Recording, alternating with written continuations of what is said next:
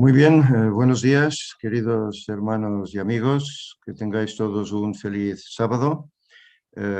Bueno, después de estudiar esta primera lección de este segundo trimestre de la escuela sabática, es una lección que, bueno, ya son temas conocidos, pero son temas que desde luego la Iglesia o no quiere entender o simplemente esconde, no sabemos, porque hoy era un tema importante para poder hablar acerca de la importancia del sábado como ese jubileo, como ese año 7000, ¿verdad?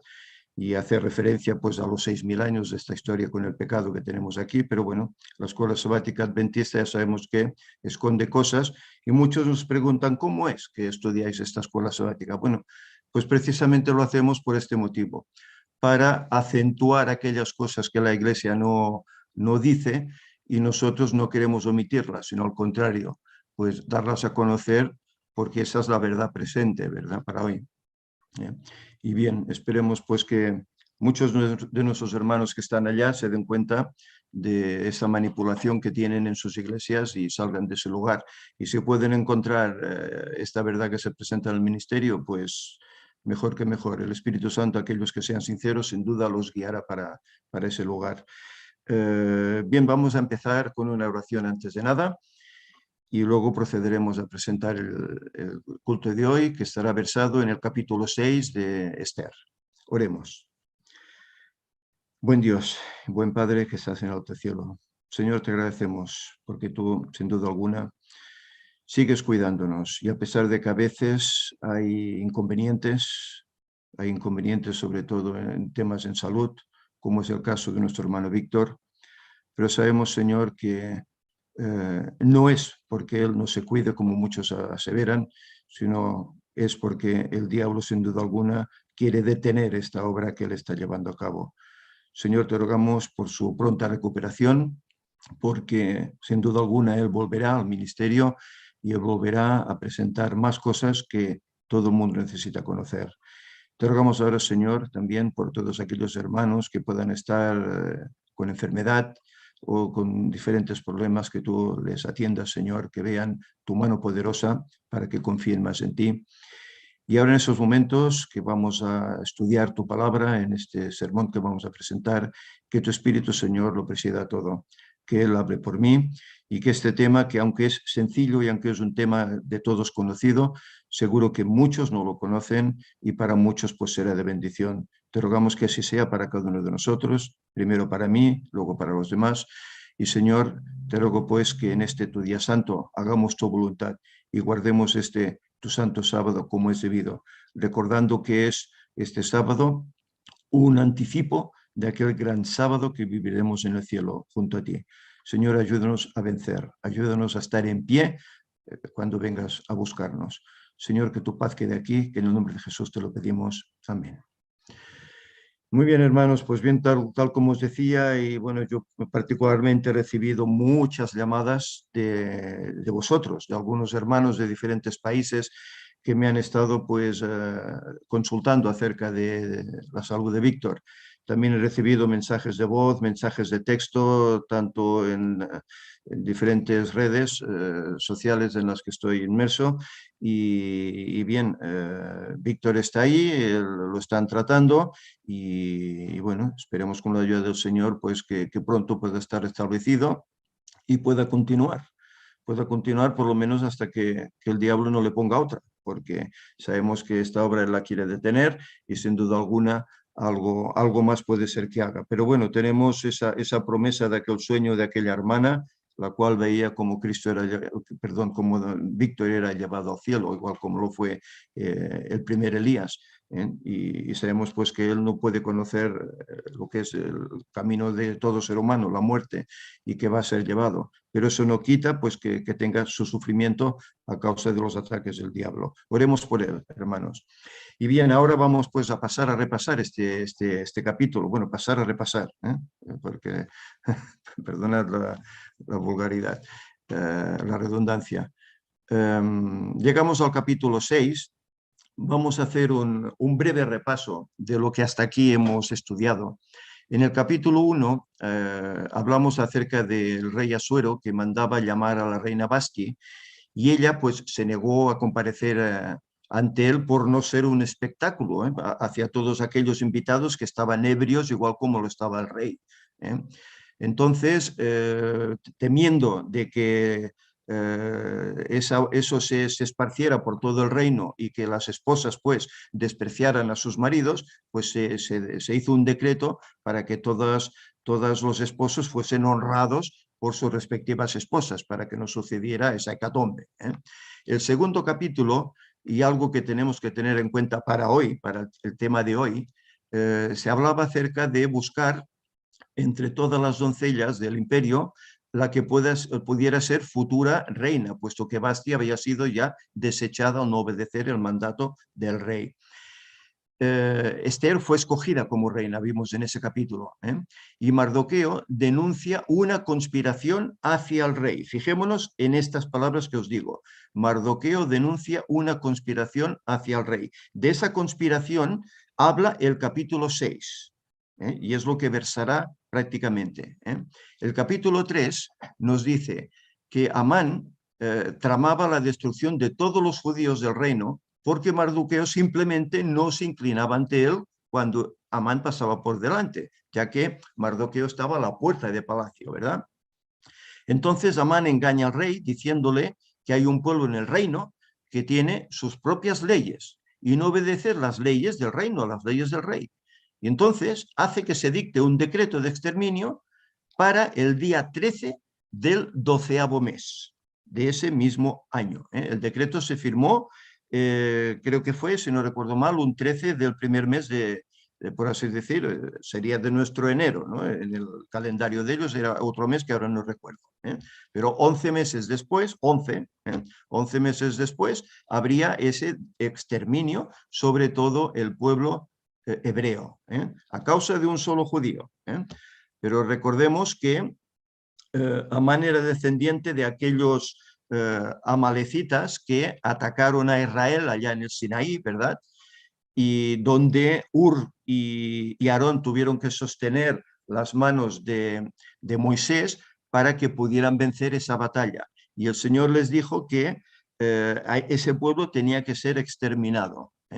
Y él, sabiendo pues que sus antecesores habían recibido pues esos ataques por parte de Israel, ese exterminio, pues quiso vengarse de los judíos, pues ordenando ese decreto de exterminio. ¿Me vais a exterminar a mí? Pues no, yo primero os voy a exterminar antes a vosotros. Muy bien, el capítulo 4 decía que Esther promete interceder por su pueblo después de oír este decreto, ¿verdad? Aunque su vida corra peligro, ya que su primo Mardoqueo le dice, tú también eres judía, y este decreto también te afecta como judía a ti misma. Por lo tanto, no podía ella desenvolverse de ese decreto, ¿verdad? Le afectaba. Y quién sabe, dice, si para esta hora has llegado al reino. ¿Quién sabe? Bueno, ya decíamos que el libro de Esther no menciona a Dios en todos los 10 capítulos, pero sí que se ve su mano. Y se ve su mano, desde luego, desde esto de que Esther llega a ser reina, pasando por este decreto de muerte, en el cual Mardoqueo le dice, y quién sabe si tal vez has llegado al reino para este momento, ¿verdad? Este momento trágico que el pueblo está pasando. Recordemos que también hay paralelismos, ya lo dijimos, con la persecución final que va a sufrir el pueblo de Dios. Y más adelante lo veremos, porque se desarrolla mucho más explícitamente, e incluso hoy no, pero en el capítulo 8 añadiremos unas notas de Ellen White, de Patriarcas y Profetas, donde ella menciona claramente este hecho, que ese ataque que padecieron los hebreos en esa época es paralelo al ataque que van a recibir los redimidos, el pueblo de Dios, al final del tiempo. Y ella lo dice así tajantemente. Bien, el capítulo 5 que estudiamos la última vez, Esther dice que invita al rey Asuero y a Amán a un banquete, y durante el mismo vuelve a invitarles a otro banquete, porque el rey le dice, bueno, ¿para qué nos has invitado? ¿Cuál es tu deseo? Y él dice, bueno, yo os invito a otro banquete, y bueno, a los dos, al rey y a Amán, ¿verdad? Amán dice que sale muy contento y alegre de ese primer banquete hasta que se cruza allá en la puerta con Mardoqueo, que no lo reverencia. Se refrena, llega a su casa, reúne a su familia y les cuenta lo importante que se siente ante Esther y ante el rey, pero que ante la negativa de Mardoqueo a adularle, se amarga y su esposa le aconseja que construya una horca de 50 codos de altura para colgar a Mardoqueo con el permiso del rey. Esto es donde lo dejamos en el capítulo 5 y ahora iniciamos el capítulo que nos toca hoy, capítulo 6. Vamos a leer primero los versículos 1 y 2 y nos dice, aquella misma noche, es decir que eso sucedió cuando él salió del banquete, ¿verdad? Aquella misma noche de ese mismo día, dice, se le fue el sueño al rey y dijo que le trajesen el libro de las memorias y crónicas y que las leyeran en su presencia. Bueno, esto también es destacable, ¿verdad? Aquí hay ¿cómo diríamos? Una intriga que el rey tiene en su mente.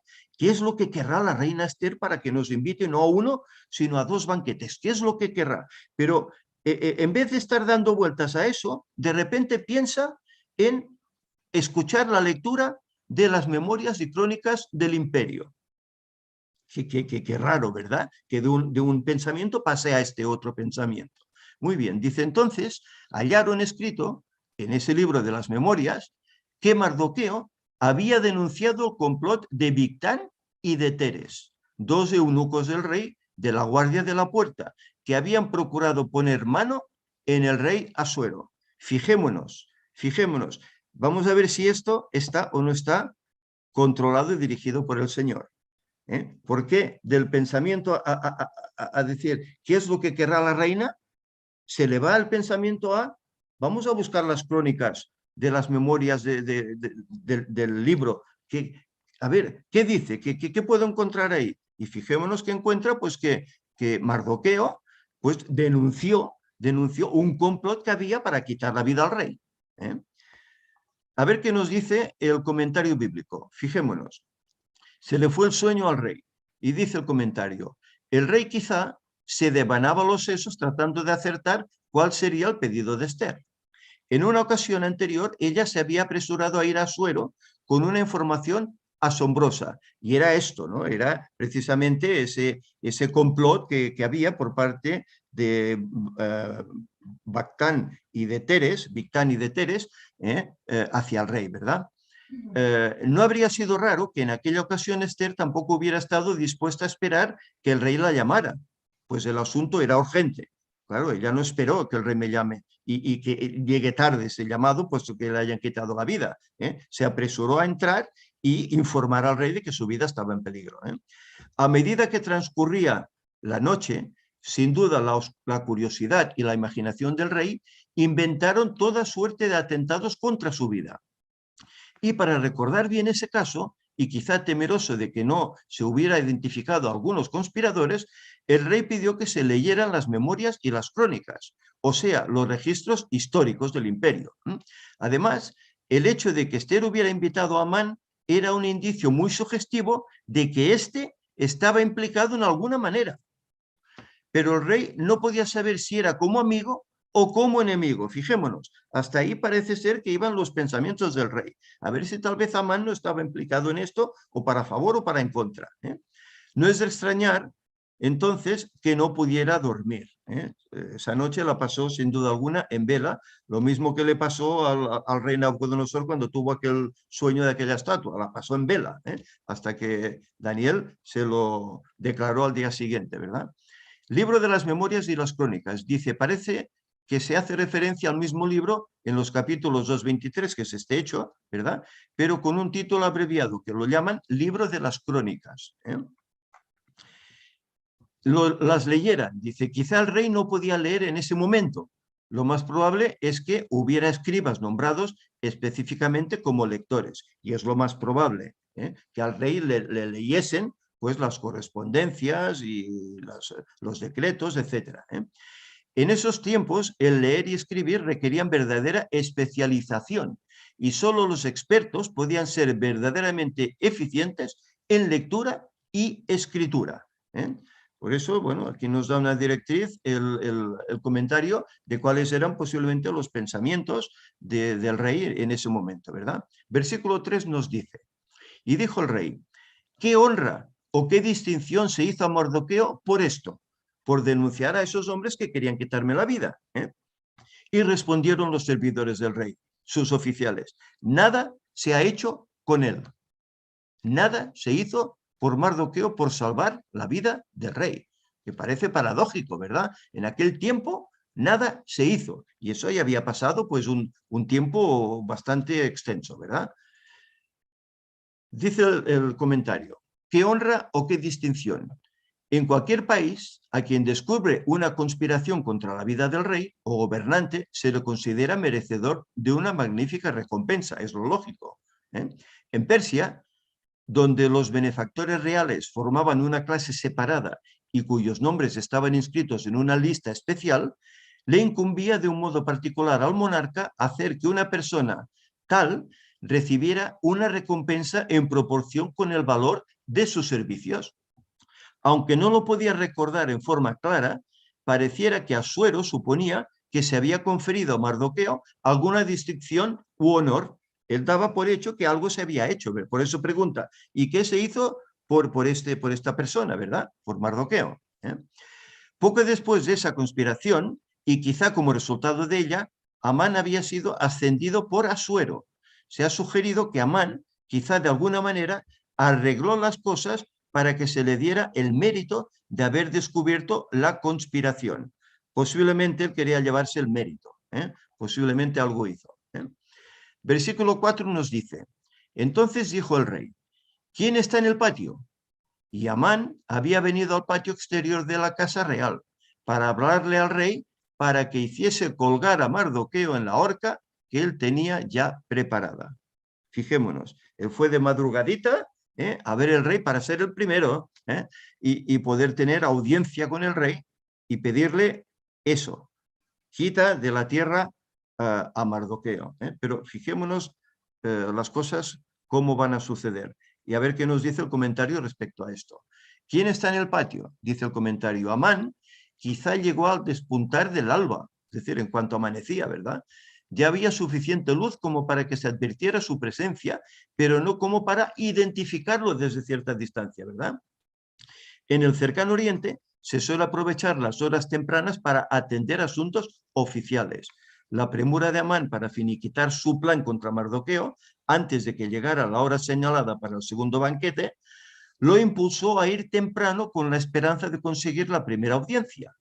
Su desmedida prisa para asegurar la destrucción de Mardoqueo hizo que él fuera la persona escogida por el rey para que tributara a Mardoqueo los máximos honores. Cuán a menudo la soberbia precede al quebrantamiento y a la altivez de espíritu y a la caída. Y sin duda alguna es así. Él iba con el plan de hablar con el rey para que hiciera otro decreto de muerte sobre Mardoqueo, quitárselo de encima, no esperar al mes 12º, sino ya quitárselo de encima. Y mira por dónde.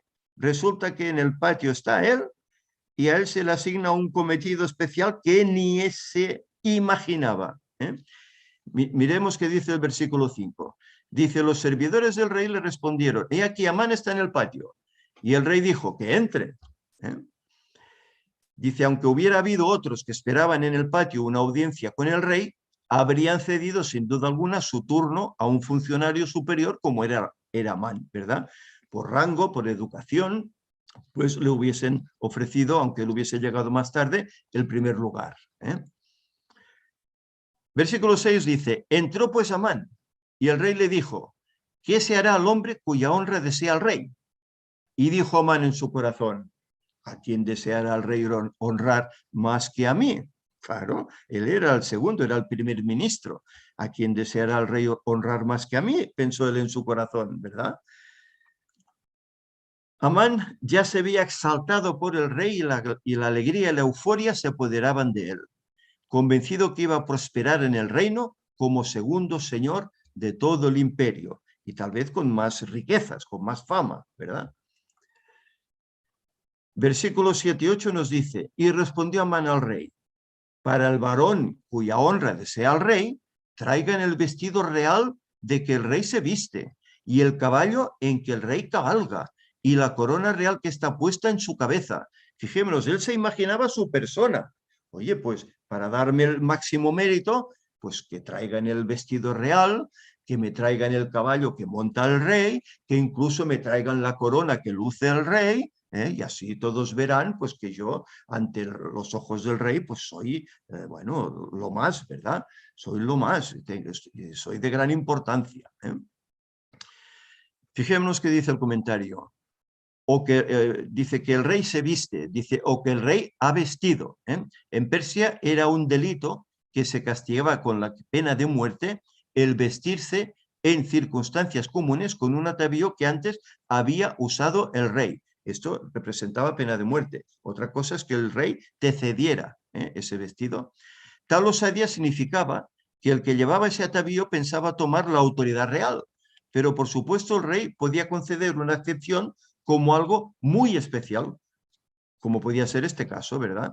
El caballo en que el rey cabalga, literalmente el caballo que el rey ha montado, caballo que tal vez lo ha montado una vez o alguna más, pero es el caballo del rey porque lo ha montado él. Tal vez él iba de tanto en tanto, le acariciaba, ¿verdad? O igual, bueno, sí, posiblemente, el cepillar lo iba a decir, pero no, eso lo hacían los siervos, ¿no? Pero seguro que alguna vez había ido a contemplar su montura, ¿verdad? Y bueno, igual lo había acariciado, pero de montarle a lo mejor lo montó una vez y pro, nada más.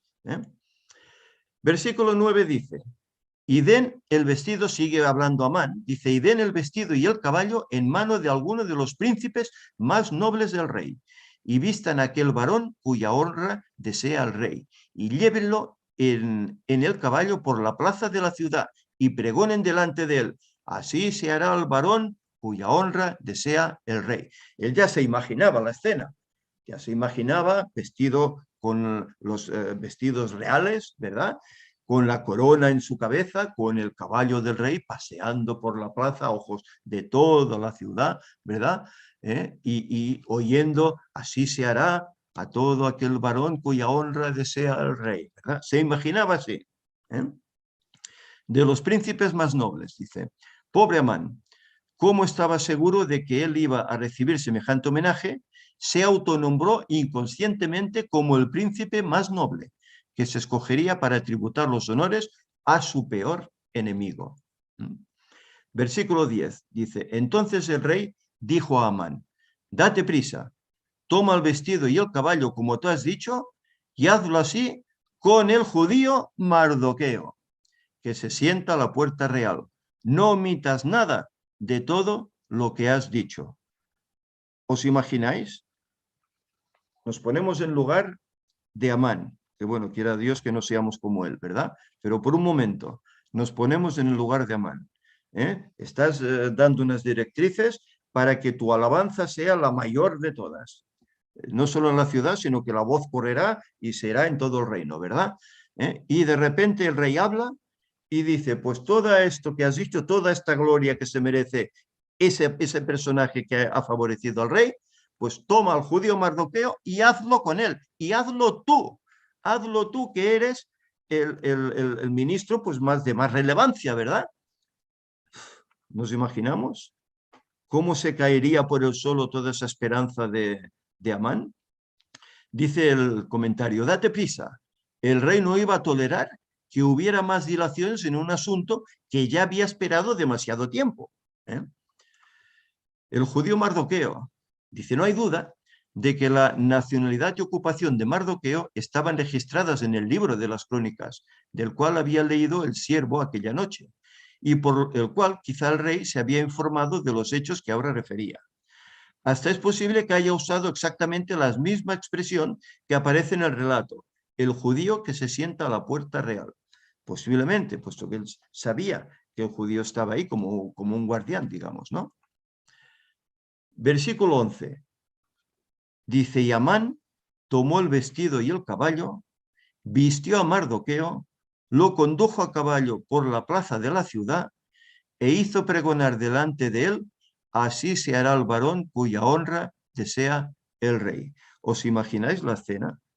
Toda esa gloria que tenía que ser para Amán, para mí, toda esa gloria que iba a ser para mí, resulta que se la tengo que ofrecer y encima yo vocear, que esto es lo que se hará con aquel que el rey quiere distinguir. Toda esa gloria, esas ropas reales, esa corona, ¿verdad? Subirle en ese caballo, ¿verdad? Y darle toda esa importancia, ¿verdad? Todo lo que él quería para él, lo tiene que expresar él hacia su odiado enemigo Mardoqueo. Qué terrible, qué momento debería pasar, ¿verdad? Amán tomó el vestido, dice el comentario. No había escapatoria para Amán. No podía rehuir el deber que el rey le habría impuesto. Claro, si se hubiese negado, bueno, posiblemente en ese momento, en esos imperios, no obedecer una orden del rey, pues bueno, podía ser muerte súbita. Pues claro, no tenía más remedio. Al ocupar el cargo de primer ministro, él debiera haber leído las crónicas para cerciorarse si había algún asunto inconcluso que a él le correspondía determinar. Ahora tenía que cumplir con lo que había dicho el rey que debía hacerse en honor del hombre a quien él deseaba honrar. Es decir, que él no estaba al caso, presumía mucho de primer ministro, pero parece ser que no estaba al caso de los sucesos que habían acaecido en el reino. Si no, posiblemente lo hubiese sabido y no hubiese ido con toda esa euforia, ¿verdad? Porque sabría que aquel que protegió al rey fue Mardoqueo y no él. Versículo 12 nos dice, después de esto Mardoqueo volvió a la puerta real y Amán se dio prisa para irse a su casa, apesadumbrado y cubierta su cabeza. Es decir, que no me vea nadie, que no me vea nadie, tierra trágame, que no me vea nadie. ¡Qué vergüenza! Yo, primer ministro, el segundo en el mando, en el imperio, y tener que dar honores a mi enemigo, a Mardoqueo, que no me da los honores debidos cuando paso ante él, no se reverencia ante mí, no me quiere adorar, yo soy casi como un dios y no me quiere adorar. Pues cómo tenía que irse a su casa, pesadumbrado y cubierta su cabeza, sin duda alguna. Volvió, dice el comentario, dice Mardoqueo volvió a su categoría y empleo anteriores. El rey consideró que el homenaje que Mardoqueo había recibido era una recompensa suficiente, de un valor más simbólico y práctico que una recompensa en dinero. Y bueno, luego veremos lo que realmente sucede con Mardoqueo al final del relato. Cubierta su cabeza, dice más, una señal de duelo, y sin duda alguna de dolor tremendo. El versículo 13 nos dice, contó luego Amán a Ceres, su mujer, y a todos sus amigos, todo lo que le había acontecido. Entonces le dijeron sus sabios, y Ceres, su mujer, si de la descendencia de los judíos es este Mardoqueo, delante de quien has comenzado a caer, no lo vencerás, sino que caerás, por cierto, delante de él. Esto parecía ya una profecía, ¿verdad? Si de la descendencia de los judíos es este Mardoqueo delante de quien has comenzado a caer, no lo vencerás, sino que caerás, por cierto, delante de él. Y fijémonos, el comentario dice, sus labios. Dice, pareciera que Amán tenía sus propios magos consejeros, su gabinete personal. Heródoto habla de las supuestas facultades proféticas de los magos persas. Por eso tal vez se hace esta profecía, ¿no? Caerás delante de él. Versículo 14 dice, aún estaban ellos hablando con él cuando los eunucos del rey llegaron apresurados para llevar a Amán al segundo banquete, ¿verdad? Que Esther había dispuesto. Apresurados para llevar a Amán. La cortesía del cercano oriente se requería que un anfitrión enviara una escolta para que acompañase a los huéspedes invitados a un banquete o a otro convite. Uno de los grandes propósitos del autor es mostrar que el que tiende una trampa contra su prójimo corre el grave peligro de caer en ella. Con mucha frecuencia la gente sufre los mismos males que ha procurado infligir a otros. Y esto es lo que ahora le estaba comenzando a suceder a Amán. Sin duda alguna, Amán se encontraba en una encrucijada. Estaba en shock. Esto era un shock. Es como un accidente, un shock. Su ánimo no era el idóneo para participar de un nuevo banquete, pero siempre había la esperanza de que las cosas volvieran a la normalidad para él. Bueno, vamos a ver qué sucede en ese nuevo banquete. A ver si las tornas cambian, ya que estaré en la presencia del rey, tal vez podré hablar con él y hacer pues que quite de en medio pues a este Mardoqueo, ¿no? No sabía, él tenía ahí una encrucijada en su mente que qué sucederá, pero sin duda alguna gozosos no iba a ese banquete. Recibió un duro golpe en su ego y en su afán de destruir al judío Mardoqueo. Cuando creía que podría gozar de un mejor estatus, al oír al rey que quería honrar a alguien, creía que sería él mismo y por eso aconsejó vestir a tal favorecido con los vestidos reales, montar en el caballo del rey y proclamar los honores que el rey ofrecía a aquel que le era propicio. Se chasqueó cuando el elegido no era él, sino su odiado enemigo Mardoqueo. Pretendía deshacerse con el consentimiento del mismo rey de Mardoqueo y se vio ofreciéndole grandes honores y encima tributándoselos él mismo, no otro subordinado, él mismo, el que quería quitar de la tierra la vida de Mardoqueo, tiene que rendirle honores. Cuando alguien quiere dañar a un hijo de Dios, no tiene en cuenta al Dios que éste reverencia y que si éste le es fiel, el Señor le protegerá. Ahí el gran chasco de Amán. ¿Sabéis? Me recuerda, hay una escena en la Biblia en la cual, creo que está en 2 de Samuel capítulo 16, en la cual David es acosado por su hijo Absalón, aquel joven tan hermoso, ¿verdad?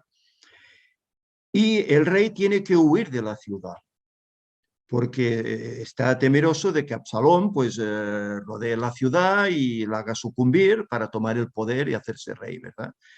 Entonces, al huir, cuando está huyendo a lejanos lugares, incluso tiene que pasar el Jordán, hay un tal Simei, si no recuerdo mal, que era de la familia, de la descendencia de Saúl, ¿verdad? Que todo el camino va maldiciendo al rey. Tú que has, hombre, que has sido sanguinario, tú que has quitado la estirpe real a Saúl, te mereces esto. Iba tirando piedras, levantando polvo, maldiciendo al rey, ¿verdad? Pero cuando todo terminó, Absalón fue ejecutado, por así decir, por Joab, y el rey volvió a palacio, volvió a Jerusalén, lloroso porque había perdido a su hijo Absalón. Entonces se le dijo a Simei, mira, vas a estar en tu casa, aquí en la ciudad, y de aquí no vas a salir, porque el día que salgas de la ciudad vas a ser muerto por todas esas blasfemias que hiciste contra el rey, ¿verdad? Y Simei tuvo que quedarse durante un tiempo, 2, 3 años creo que fueron. Pero aquí que se ve que sus burras, sus mulas se escaparon y tal, y algo así creo que ocurrió, tuvo que salir a buscarlas, ¿verdad? Y esa fue su sentencia. Cuando salió, fue ejecutado, porque el rey le dijo, no quedamos en que no saldrías de la ciudad, has salido, por lo tanto, tu sangre sea sobre ti. Y fue ejecutado, fue muerto. Es paralelo a lo que hizo Mardoqueo, ¿verdad? Perdón, Amán. Amán quería quitarse de en medio a Mardoqueo, va a visitar al rey para lograrlo, pero aquí que el rey le dice qué se puede hacer al hombre que salvó la vida del rey, ¿verdad? Y él, o al hombre que el rey quiere honrar, ¿verdad? Y él piensa, uy, pues, ¿a quién va a honrar el rey? Sino a mí que soy el segundo, ¿verdad? Y bueno, idea todo ese plan magnífico de fama y de folclore ante el pueblo para que vean que él es el preferido del rey, ¿verdad? Pero su ánimo cae cuando el rey le dice, ve y haz todo esto que has dicho en la persona de Mardoqueo. ¡Qué duro golpe! Para él eso fue un golpe y un golpe que veremos cómo le llevó a una sentencia de muerte. Realmente es así. Hay aquí unos pasajes que para aquellos que pueden sufrir enfermedad, aquellos que pueden sufrir persecución, aquellos que pueden sufrir oposición por parte de otros, a veces incluso de la familia, de los mismos hermanos, aparentemente hermanos. Hay aquí unos pasajes que me gustaría leer, porque es para todos nosotros, porque esto es lo que el Señor quiere para cada uno de sus hijos. El Salmo 34:7 dice: el ángel de Jehová acampa alrededor de los que le temen y los defiende. No defendió un solo ángel de Jehová. Creo que fue en la época de Ezequías, ¿verdad? Cuando los asirios rodearon la ciudad, creo que era Samaria en esa época, y blasfemaron el nombre de Dios, y salió un solo ángel, y quitó la vida a 185.000 soldados asirios. Un solo ángel. ¿Qué poder, qué fuerza física no debe tener un ángel para hacer eso? No solo para quitar la piedra de la tumba de Cristo, sino aniquilar a 185.000 hombres. El ángel de Jehová acampa alrededor de los que le temen.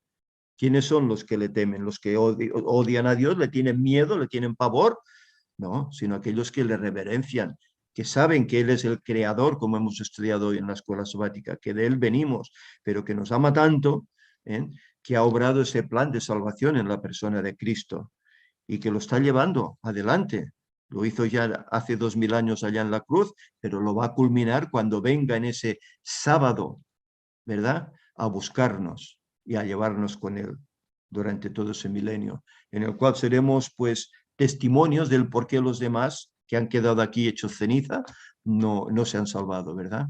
Y ese ángel dice que acampa alrededor de los que le temen y los defiende. Hay muchas anécdotas que en la iglesia se han contado, ¿verdad? Maneras en que un ángel de Dios ha defendido a un auténtico cristiano. A veces era un colportor, a veces era un predicador, etcétera, y cómo los ángeles de Dios colaboraban en ayudar a esas personas. Incluso yo recuerdo una experiencia de un terremoto que hubo, no sé en qué lugar era, un país latino, en el cual ellos eran realmente cristianos, querían salir de la casa y caían al suelo, no podían, querían salir, no podían, caían al suelo, algo se lo impedía. Y de repente cae el umbral de la puerta encima, que pesaba mucho y podían haber quedado aplastados. Y luego entendieron cómo el Señor les protegió de no caer muertos ahí, aplastados, ¿verdad? Y eso es lo que hace el ángel de Jehová. Recordemos, todos tenemos un ángel de la guarda, ¿eh? Tenemos ese ángel con nosotros, que nos defiende, pero también vigila qué hacemos, y anota lo que hacemos, sea bueno, sea malo. Salmo 46:1 dice: Dios es nuestro amparo y fortaleza, nuestro pronto auxilio, ¿dónde? En las tribulaciones. Por eso debemos confiar, porque Pablo decía: orad sin cesar, orad por todo. ¿Por qué? Porque no solo tenemos que dar gracias cuando las cosas van bien, aunque parezca difícil, el Señor dice que demos gracias cuando las cosas también van mal. ¿Por qué? Porque esto nos ayudará a curtirnos, nos ayudará a pulirnos para obtener un carácter idóneo, una santificación adecuada para estar en su presencia cuando venga a buscarnos. Por eso dice: nuestro Dios es nuestro amparo y fortaleza, nuestro pronto auxilio en todas las tribulaciones. Y por último, este que vamos a leer está en Hebreos 13:6, dice: de manera que podemos decir confiadamente: el Señor es mi ayudador, no temeré lo que me pueda hacer el hombre. ¿Sabéis? Mardoqueo él sabía que alguna salida el Señor proveería, que ese plan de aniquilación no se llevaría a cabo. Él confiaba en que el Señor alguna salida les daría, porque eran su pueblo, eran fieles. Ellos eran fieles y sabía que el Señor lo haría así. el Señor es mi ayudador. No temeré lo que me pueda hacer el hombre. Y más adelante veremos realmente el auténtico paralelismo que hay entre esta experiencia en el libro de Esther con la que viviremos los que podamos llegar a esa tribulación. Bien, hasta aquí ha sido pues el capítulo 6, es un capítulo corto, pero un capítulo interesante, puesto que de esta historia sacamos cómo realmente el Señor está con sus hijos, protege a sus hijos. Mardoqueo podía haber sido muerto ahí, pero en cambio el Señor giró eso de tal punto que Mardoqueo fue salvado, y no solo salvado, sino que recibió unos honores tremendos, ¿eh? Y aquel que quería recibirlos fue humillado, ¿eh? Fue realmente humillado. Y eso es lo que pasará con todos aquellos que no obedecen al Señor. Ahora se creen victoriosos, gozosos, porque están llevando todos estos planes adelante, porque luego atacarán al pueblo de Dios, porque igual quitarán la vida a muchos, ¿verdad? Y estarán gozosos por ello, ¿eh? Pero al final llorarán con un gran llanto amargo. Al final verán cómo todo se les tuerce, ¿eh? Y todo ese daño que han hecho se volverá contra ellos. En el capítulo 7 trataremos, he hecho aquí un breve esquema, acerca del segundo banquete invitados por Esther, tanto el rey como Amán. La intercesión de Esther por su pueblo ante el rey en ese banquete, por fin desvela lo que quería decirle al rey, el cual ha sido vendido por un hombre que les odia. El pueblo ha sido vendido por ese hombre que les odia. Y Esther tiene que declarar al rey pues, que hay un hombre que los ha vendido para que los aniquilen, ¿verdad? Eso lo estudiaremos, lo veremos en el capítulo 6 o 7, perdón. También veremos cómo Amán, desenmascarado, pide el favor de la reina. Y termina el capítulo diciendo, ¿qué ocurre con Amán? ¿Qué ocurre? Porque hay unas escenas hasta ridículas, ¿verdad? Que el rey observa, el rey ve y hace que Amán pues sufra algo. Bueno, no detallo más. El que quiera saberlo, que lea el capítulo o que se espere al próximo sermón, en el cual presentaremos el capítulo 7. Muy bien, que hasta aquí pues ha llegado este sermón. Que el Señor pues vea, sin duda alguna lo ve, ve a cada uno de sus hijos, nos contempla, nos manda ese ángel guardián que todos tenemos, y sin duda alguna Él quiere protegernos. No por eso privará de que de vez en cuando pasamos alguna penuria. Pero recordemos, hemos leído estos pasajes en los cuales seremos protegidos por el Señor. Y si en algún momento no lo somos, el Señor desea que vayamos al descanso, Él sabe el futuro, Él sabe el porqué, Él sabe. Tal vez ahora nuestro momento es idóneo para ser salvos. Tal vez si seguimos adelante, tal vez perdemos esa salvación. ¿Recordáis lo que hizo el rey Ezequías? Él sanó de aquella enfermedad, ¿verdad? Él le pidió esa prueba al Señor sobre la sombra y tal. Y luego dice que vinieron unos embajadores de Babilonia y el rey pues les enseñó todo su reino, incluso la gloria de su imperio, la riqueza, el oro, todo. Isaías viene y le dice, ¿qué han visto? ¿Qué han visto estos? ¿Quiénes eran y qué han visto? Les he enseñado todo, no hay nada de mi reino que no les haya enseñado. Y le dice, pues, oye palabra del Señor, todo esto será llevado a Babilonia, no en tus días. Y él dice, uy, menos mal, ¿no? Menos mal que por lo menos en mis días habrá paz.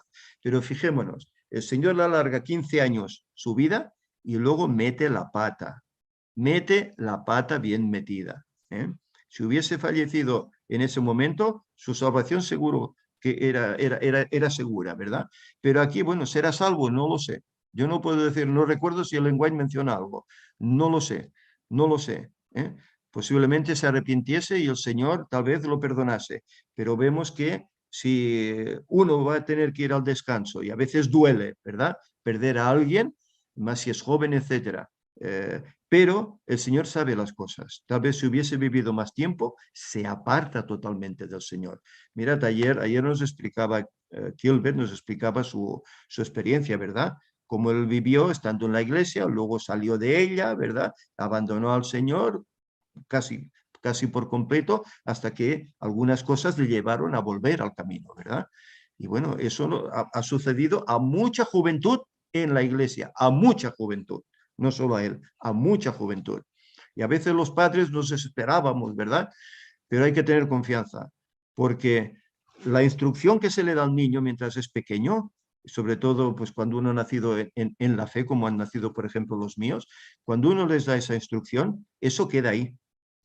Y eso el Señor hace que en un momento dado recapaciten y regresen a Él. ¿Eh? Y así hemos visto innumerables casos. ¿Eh? Que el Señor nos bendiga. Pero no quisiera finalizar sin mencionar esto. ¿Eh? Todos conocéis, y tal vez diráis, caray, José se hace muy pesado, ¿no? con toda esta presentación de estos libros. Pero sabéis, bueno, el Señor permitió que estos libros se escribieran. De una forma simple, sencilla. Bueno, los que me conocen sabéis cómo soy, ¿no? Intento ser así, simple, sencillo. Y bueno, como tampoco tengo muchos estudios, pues bueno, mi escritura pues también es tal vez un poco más al nivel del pueblo, por así decir, ¿no? Entonces, bueno, el Señor permitió que escribiera estos, en principio, 2 libros, Solución para la crisis mundial, donde se narra pues la experiencia que vivimos aún con el COVID, ¿verdad? Y luego pues narra pues todo el trabajo papal, todo ese nuevo orden mundial que se está llevando a cabo, toda esa Agenda 2030, ¿verdad? Y cómo hay pues esa profecía significativa que es la primera de la Biblia, y en cambio en la iglesia no se la considera tal, que es Génesis 1.1, los 6.000 años, ¿verdad? Ahí se narra cuándo empieza, cuándo terminan, etcétera, y cómo durante ese periodo se levantará ese tercer templo, ¿verdad? Pero cómo finalmente vendrá el Señor y vencerá en este Armagedón a los malvados y nos llevará con él. Y en este segundo, pues se nos menciona acerca de esos descubrimientos de Ron Wyatt, un hombre que la iglesia tiene desechado. Yo recuerdo cuando estuve visitando a mi hijo en Estados Unidos, el sábado fuimos a una iglesia hispana y al predicador le comenté al salir, lo saludé, y él habló ese día sobre el Arca de Noé. Y le dije, hermano, ¿sabe que he tenido el privilegio de estar allí en Ararat y ver el Arca de Noé? ¿Sabéis? Se giró y ni me saludó. Vamos, es que me despreció. No quiso ni interesarse acerca de eso. ¿Por qué? Porque no aceptan ni creen que el arca aún siga ahí. Y mucho menos a un hombre llamado Ron Wyatt que la descubriese. Es triste, pero es así. Luego hay un tercer libro que ya está ahí. Los otros 2 los podéis encontrar en Amazon y me lo podéis pedir a mí y ahora os diré algo más. Este tercer libro es sobre los no 30 estudios bíblicos, sino 38 estudios bíblicos que hemos pues, realizado en el ministerio. 30 son los de siempre, los de hace, yo los conozco hace más de 40 años. Mirad, el día 31 hizo 49 años que me bauticé y doy gracias a Dios porque sigo en el camino. 49 años, ha pasado el tiempo que parece que fue ayer, lo recuerdo como si fuera hoy. Ha pasado el tiempo, pues mirad, desde entonces conozco estos estudios bíblicos, pero hemos añadido pues 8 estudios que han colaborado en ellos, pues el hermano Javier Martín y el hermano Ángel Berna. Al final del libro, pues yo doy las gracias a ellos, a Ana, a Ari, a las personas que han colaborado para que este libro salga a la luz, ¿verdad? Y es un libro pues que por lo menos todos los creyentes deberíamos tener, porque en ellos tenemos los estudios bíblicos pre-bautismo, ¿verdad? Y bueno, que nos pueden ayudar pues para dar estudios bíblicos a las personas pues que se puedan interesar en los caminos del Señor, ¿verdad? Y este libro lo encontráis en Amazon. No lo hemos publicado aquí en imprenta porque, bueno, aquí en España somos poquitos. Si lo tengo que vender al extranjero, el coste es carísimo, el envío es carísimo. Y hay una solución para eso. Y os la digo ahora. Mirad, aquí tenéis este listado. Fijaros que dice pedidos de libros, ¿verdad?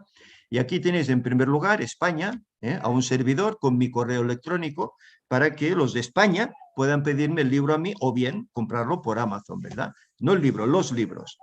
Los 2 primeros, el tercero obligatoriamente está en Amazon. Pero fijaros, luego tenemos aquí el país de Chile, la ciudad de Valdivia, donde se encuentra nuestro hermano Alex Milano, ¿verdad? Junto a su esposa. aquí está su correo electrónico. Y diréis, ¿y por qué? ¿Por qué? Bueno, pues porque ellos decidieron trabajar en la obra de esparcir este libro. Y ellos, al igual que el resto que le siguen en esta lista, han buscado una imprenta y han publicado el libro y lo van a repartir. Algunos hermanos lo regalarán, otros hermanos intentarán venderlo, ¿verdad? Ayer me escribió la hermana Olga, que ella tiene 100 libros que le dejó el hermano Paulo, que lo encontraréis aquí también. ¿Eh?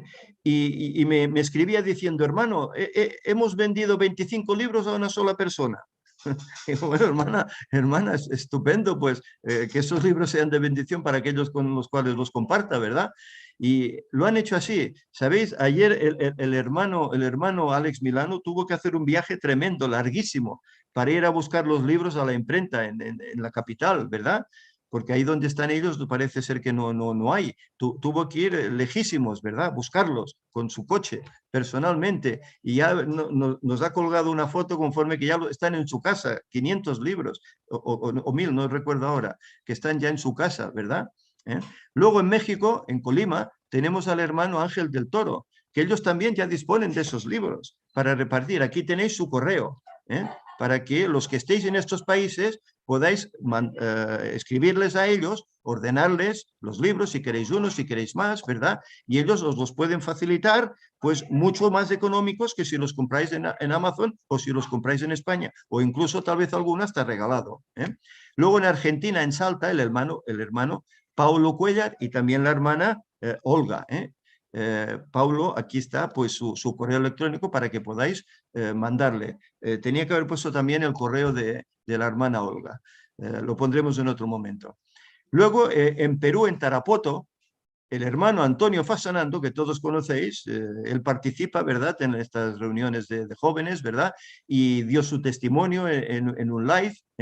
Pues el hermano también han considerado, pues, tomar una imprenta y publicar allí el libro y, bueno, y repartirlo en Perú también. Luego en Brasil, en Bahía, en la población Lauro de Freitas, la hermana Florencia Costa, que aún no es hermana, pero ella está andando en los caminos del Señor y quiere pronto bautizarse.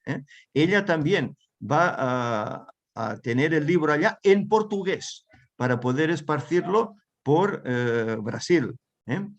Y luego, la última persona que me dijo que quería hacer esta labor también, en Estados Unidos, en California, en la ciudad Juanita San Ciprés, es la hermana Felicidad Brillante. Y aquí tenemos también su email. Estos hermanos, pues bueno, 1, 2, 3, 4, 5, 6, 7, son 7 países donde los libros se están publicando y se pueden encontrar a mejor precio. Claro, si desde América, tanto Sudamérica, Centroamérica como Norteamérica me los pedís a mí, el envío sale francamente caro. Pero en cambio, si tenéis ahí personas que lo pueden distribuir, será mucho más económico. Al coste tal vez de lo que es el coste del libro de imprenta, tal vez un poquito más, pero quedará mucho más económico, ¿verdad? Por lo tanto, yo os animo a todos aquellos que queráis tomar estos libros, pues que lo hagáis así. Si estáis en uno de esos países, pues que lo pidáis. Yo estoy seguro, esto no se ha movido porque sí, esto lo ha movido el Señor. Igual como movió la historia de Esther, ha movido también esto. Porque a mí de repente me llamó el hermano Alex, me dice, hermano, sentimos el llamado de que tenemos que publicar el libro aquí. Y después de él me llama el hermano Paulo y el hermano Ángel.